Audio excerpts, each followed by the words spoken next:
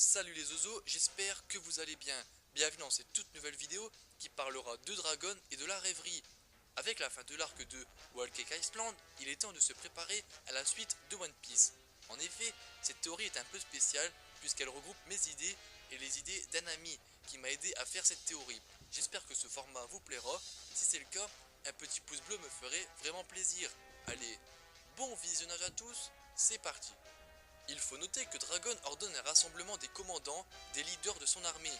La question à se poser ici, c'est pourquoi maintenant et dans quel but. Et c'est là que la rêverie prend de l'importance.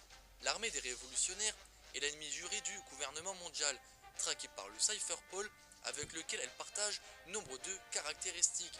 Infiltration, espionnage, action sous couverture et incognito.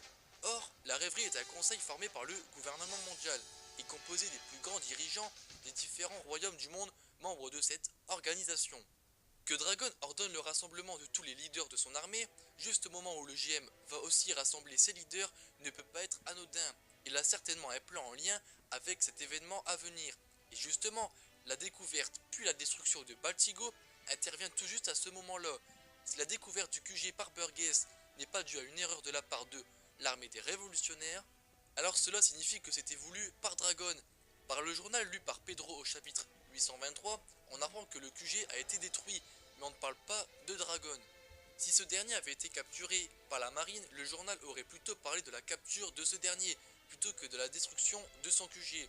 Vraisemblablement, aucun membre important de l'armée des révolutionnaires n'a été capturé, ce qui implique que Dragon et ses hommes ont quitté les lieux avant l'arrivée de Teach et de ses hommes. Barbe Noire aura donc détruit un lieu vidé par ses occupants.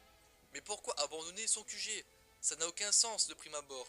Celui duquel je tiens cette théorie pense que c'était un plan visé à mettre Barbe Noire en confrontation directe avec le CP, pour que tous les deux se greffent le chignon et s'autodétruisent entre guillemets.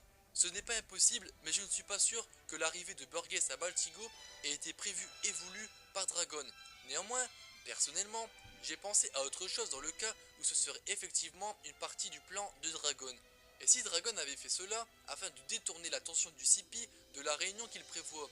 Un mouvement aussi massif des leaders de l'armée révolutionnaire aurait forcément attiré l'attention. Ne serait-ce qu'Ivankov, quittant son royaume pour se rendre à la réunion, serait ultra suspect.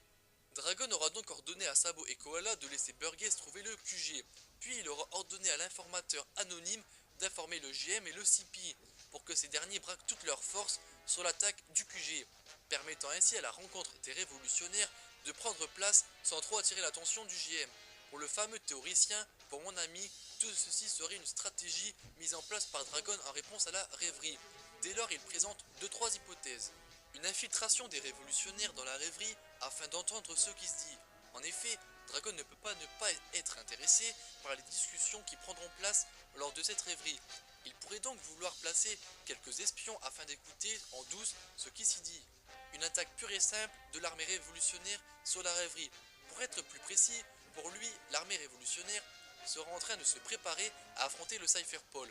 Ainsi, les révolutionnaires chercheraient à profiter de la rêverie pour faire bouger les choses, en débarquant en pleine réunion du GM pour y foutre le bordel.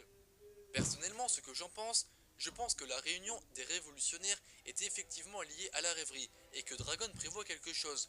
Forcément, car ça ne peut pas être une coïncidence qu'il demande cette réunion, juste au moment où le GM va aussi tenir son conseil.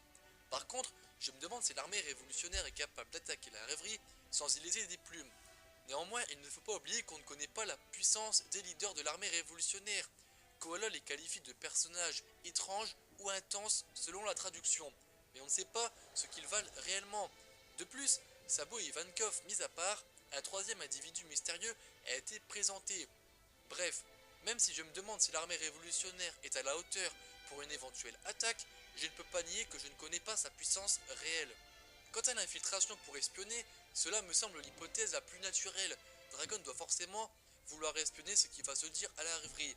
On peut même dire qu'il a tout intérêt à le faire. Voilà les oiseaux, c'est la fin de cette théorie. J'espère qu'elle vous aura beaucoup plu. Si c'est le cas, abonnez-vous et défoncez-moi ce pouce bleu avec autant de puissance que le ferait Dragon.